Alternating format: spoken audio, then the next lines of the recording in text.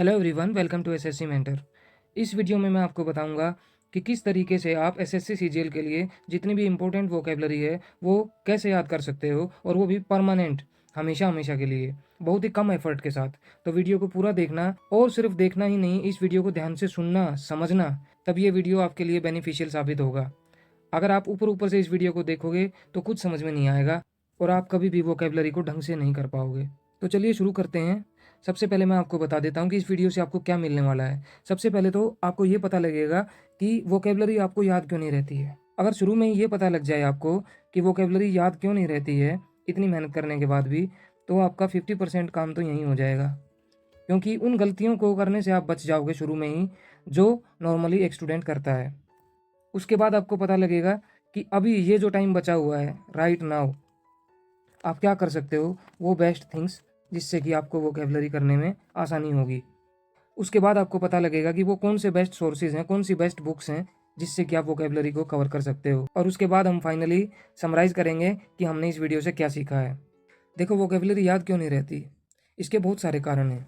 सबसे पहला कारण तो ये है कि देखो, नए वर्ड्स हैं, हमारी ज़िंदगी में कभी वर्ड्स आए नहीं हैं हमारे सामने, तो हम अचानक से इनको कैसे याद रख सकते हैं। और दूसरा सबसे बड़ा कारण होता है कि हम जब वोकेबलरी सीखना शुरू करते हैं तो बहुत सारे अनरियलिस्टिक गोल बना लेते हैं। ऐसा मन में सोचते हैं कि पता नहीं हम क्या सीख लेंगे और कितनी सारी वोकेबलरी हम याद कर लेंगे, जबकि ये अनरियलिस्टिक गोल होता है। ऐसी सोच हमारी नहीं होनी चाहिए। हमें बहुत ही तरीके से काम करना पड़ेगा। देखो, हम क्या करते हैं, शुरुआत में बहुत ही हाईली मोटिवेटेड होते हैं, तो हम बहुत सारी ऐसी अननेसेसरी थिंग्स, अननेसेसरी मटेरियल पढ़ना शुरू कर देते हैं जो किसी काम का नहीं होता और एग्ज़ाम में भी नहीं आता। इससे क्या होता है, हम बहुत सारा मटेरियल पढ़ तो लेते हैं लेकिन हम उसको रिवाइज़ नहीं कर पाते, और रिवाइज़ नहीं कर पाने के कारण ही वो डाटा, वो वर्ड्स हमारी मेमोरी में परमानेंटली स्टोर नहीं हो पाते, और उन नए शब्दों पर हमारा अधिकार प्राप्त नहीं हो पाता, और वो शब्द हमारी मेमोरी में परमानेंट स्टोर नहीं होने की वजह से हमें याद नहीं रहते और हम भूल जाते हैं। देखो, जो हमारा दिमाग होता है वो नई नई चीज़ों को एक्सेप्ट नहीं कर पाता शुरुआत में। अब देखो, ये सिंपल से वर्ड जो हमें दिख रहे हैं, वाटर और मिल्क, ये इतने आसान शब्द नहीं हैं, जबकि हमें ये बहुत आसान लग रहे हैं, क्योंकि ये बचपन से ही हम देखते आ रहे हैं। हर कोई बता देगा वाटर का मतलब पानी, मिल्क का मतलब दूध। ये हमें कैसे याद हुए? ये इतने आसान शब्द नहीं हैं। देखो, बचपन से ही हम इन चीज़ों के संपर्क में रहे हैं, पानी देखते हुए आ रहे हैं, पानी पीते हुए आ रहे हैं, बार बार जाने अनजाने में इनका हम रिविज़न करते हुए आ रहे हैं, बोलते हुए आ रहे हैं। इसलिए ये हमारी परमानेंट मेमोरी में स्टोर हो गए हैं, और इन शब्दों पर हमारा अधिकार हो गया है, ये शब्द हमारे हो गए हैं। तो रिवीजन बहुत ही ज़रूरी है वोकैब को हमेशा हमेशा के लिए अपना बनाने के लिए। देखो, इसके बाद हमें एक बात का और विशेष ध्यान रखना पड़ेगा।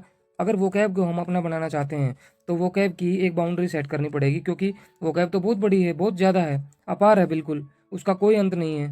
तो हमें एक बाउंड्री सेट करनी ही पड़ेगी कि इस दायरे के अंदर रहते हुए ही हमने वोकैब को सीखना है।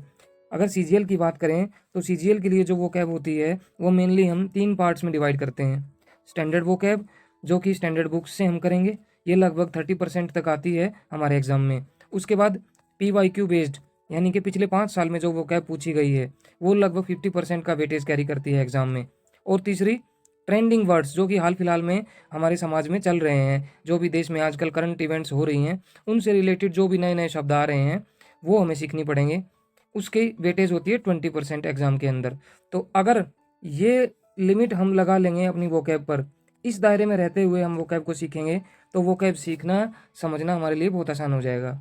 अब ध्यान से देखो, जो चीज़ें मैं बता रहा हूँ उसी सीक्वेंस में सिर्फ वही चीज़ें आपको करनी है, इसके अलावा कुछ नहीं करना है। क्योंकि जैसे कि मैंने पहले भी बताया कि हमें अपने वोकैब की बाउंड्री सेट करनी होगी, अदरवाइज़ हम वोकैब को करते रह जाएंगे और कुछ हासिल नहीं होगा। तो सबसे पहले एक मोस्ट इंपॉर्टेंट किताब मैं आपको बता रहा हूँ, जो कि आपने और भी दूसरी जगह इसका नाम सुना होगा, लेकिन ये कितनी इंपॉर्टेंट है, इस बात का अंदाज़ा आप इसी बात से लगा सकते हो कि इसमें जो 722 वर्ड्स दिए हुए हैं वोकैब के, वो आपको कम से भी कम 3 बार पढ़ने हैं। ये एक्चुअली बेसिक वोकैब है, यहाँ से आपका बेस तैयार होगा।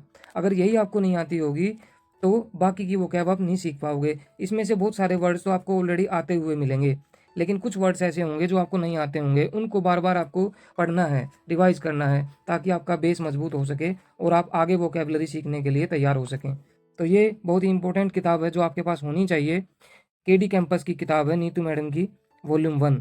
इसमें वोकैबलरी का एक चैप्टर है, वो आपको करना है, ठीक है ना। 722 वर्ड्स हैं, वो आपको हर हालत में याद होने चाहिए।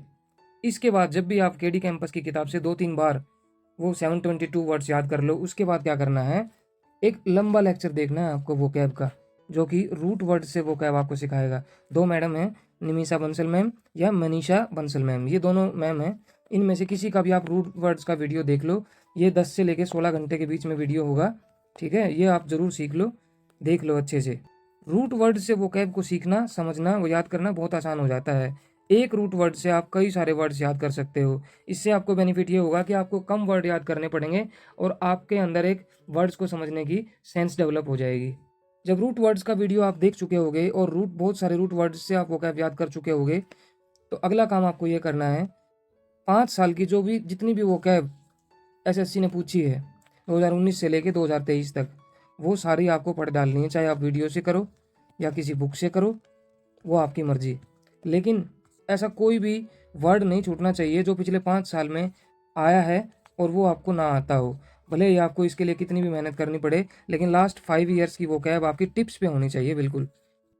चौथा काम आपको ये करना है कि जो ट्रेंडिंग वर्ड्स हैं वो कहाँ से आप सीखोगे, वो आपको एडिटोरियल से सीखना पड़ेगा। कहाँ से आप एडिटोरियल पढ़ सकते हो, देखो एक इंग्लिश माध्यम के नाम से एक टेलीग्राम ग्रुप है, वो आप ज्वाइन कर लो। उस पर हर दिन एक नया एडिटोरियल आता है द हिंदू का, वो आप करो। देखो ऐसा है, इंग्लिश जो सब्जेक्ट है एसएससी में, वो सबसे ज़्यादा मार्क्स कैरी कर रहा है, उसका वेटेज सबसे ज़्यादा है। 45 क्वेश्चन आएंगे मेंस में, ठीक है। तो आपको क्या करना पड़ेगा, आपको मैक्सिमम टाइम देना पड़ेगा इस सब्जेक्ट को, क्योंकि इससे मैक्सिमम क्वेश्चंस आ रहे हैं। लगभग 3 से 4 घंटे डेली आपको इंग्लिश को देना ही पड़ेगा। इतना करने के बाद भी अगर आपके पास टाइम बचता है तो आप ब्लैक बुक की तरफ जा सकते हैं, और इसमें भी सारा नहीं करना है आपको, मोस्ट रिपीटेड वर्ड्स। लेकिन ये कोई ज़रूरी नहीं है, अगर आप जितना मैंने पहले बताया वो आप ढंग से नहीं कर पा रहे हो तो ब्लैक बुक की तरफ आने की फिलहाल कोई ज़रूरत नहीं है। लेकिन आप उतना कर लेते हो तो ही ब्लैक बुक की तरफ जाना, और उसमें भी मोस्ट रिपीटेड वर्ड्स आपको करने हैं। ध्यान रखना, वोकैब को सीखना एक ग्रेजुअल प्रोसेस है। ऐसा नहीं कि आपने अभी शुरू किया है और 1 हफ्ते 2 हफ्ते 1 महीने में आपको बहुत अच्छे रिजल्ट्स देखने को मिलेंगे। ये ग्रेजुअल प्रोसेस है, धीरे धीरे ही आपको अंतर महसूस होगा। आपको बहुत ज़्यादा हार्ड वर्क करना पड़ेगा, स्मार्ट वर्क भी करना पड़ेगा, पेशेंस भी रखना पड़ेगा और बहुत सारा रिवीजन करना पड़ेगा, तभी आपको कुछ फ़र्क महसूस होगा। देखो हार्ड वर्क का मतलब है कि आपको एक जगह बैठक करनी पड़ेगी, लगभग 2 से 3 घंटा डेली बैठ के पढ़ना पड़ेगा। स्मार्ट वर्क क्या होता है, जैसे कि दूसरों ने जो मेहनत करी है, यानी कि दूसरों ने जो वीडियो बना रखे हैं वोकैब के, वो आपको देखने पड़ेंगे, उसका फ़ायदा उठाना पड़ेगा अपनी पढ़ाई में। ऐसा नहीं है कि आप एक एक एडिटोरियल पढ़ रहे हो फिर एक एक शब्द लिख रहे हो अपनी कॉपी में, उससे ज़्यादा बेनिफिट नहीं होगा। दूसरों ने जो मेहनत कर रखी है उसका फ़ायदा उठाओ। आपको सब्र रखना पड़ेगा और बार बार रिवाइज करना पड़ेगा, इसी से आप वोकैब को लंबे समय के लिए याद रख पाओगे। देखो जब आप वोकैब याद कर रहे होगे तो बहुत सारे निमोनिक्स का आपको सहारा लेना पड़ेगा। रूट वर्ड्स की मदद से आपको वोकैब याद करनी पड़ेगी, बहुत सारी तस्वीरें का आपको यूज़ करना पड़ेगा, बहुत सारी ट्रिक्स का आपको यूज़ करना पड़ेगा, और रियल टाइम एग्जांपल्स भी आपको लिखने पड़ेंगे अपने नोट्स बनाते हुए, ठीक है। और उससे भी बड़ी बात, अगर कोई वर्ड्स आपको परमानेंट मेमोरी में स्टोर करना है तो आपको मुँह खोलकर बोलना पड़ेगा, आपको पढ़ना पड़ेगा, ठीक है। और आपको उससे भी ज़्यादा लिख लिख के प्रैक्टिस करनी पड़ेगी। आपको वाक्य में उपयोग करना पड़ेगा शब्दों का, जिससे कि आप नए नए शब्द को लंबे समय के लिए याद कर पाओगे। इसके अलावा ध्यान रखना, जब भी आप नए वर्ड्स को सीखोगे तो रटना बिल्कुल भी मत। रटने से कुछ भी फ़ायदा नहीं होगा, थोड़े दिन के लिए याद हो जाएगा फिर भूल जाओगे, इससे आपका टाइम ही खराब होगा। आपको सेंस समझने की कोशिश करनी है, कोई भी वर्ड आप सीखना चाहते हो तो जितना हो सके वर्ड्स को 8 से 10 बार बोल कर देखो। वोकैब की एक अलग कॉपी बना लेना, जिसमें आपको वो वर्ड्स लिखने हैं जो कि आपको याद नहीं होते। आपको फुली डेडिकेटेड रहना पड़ेगा थोड़ा सा। देखो मेरा फाइनल वर्डिक्ट ये रहेगा अब तक इस वीडियो में जो मैंने आपको बताया है। इसके अलावा आपको कुछ नहीं करना है, बस ध्यान से देखो। सबसे पहले नीतू मैम की जो किताब है केडी कैंपस की वॉल्यूम 1, वो जो वोकैब कंटेन करती है उसको 2 से 3 बार आपको ढंग से पढ़ना है बैठ के, चाहे समझ में आए या ना आए। वहाँ से आपका बेस क्लियर हो जाएगा। उसके बाद 5 साल में जितने भी क्वेश्चंस पूछे हैं एसएससी ने, वो सारे बिल्कुल सीख डालने हैं आपको। उसके बाद रूट वर्ड्स की वीडियो आपको देखनी है निमिषा बंसल मैम और मिनीषा बंसल मैम की। चौथा काम आपको करना है, इंग्लिश माध्यम ग्रुप आपको ज्वाइन कर लेना है टेलीग्राम पे। वहाँ पर एडिटोरियल प्रैक्टिस करनी है डेली। जिसने भी इतना कर लिया वो 90% क्वेश्चन सही करके आएगा एग्ज़ाम में। इसके अलावा वोकैब को सीखने का कोई और तरीका है ही नहीं। अगर वीडियो समझ में आया है, अगर वीडियो पसंद आया है तो लाइक कर देना, और अब तक चैनल को सब्सक्राइब नहीं किया है तो सब्सक्राइब कर लेना। छोटा सा चैनल है, गुम हो गया तो फिर ढूंढते फिरोगे। और बेल आइकन को प्रेस कर लेना।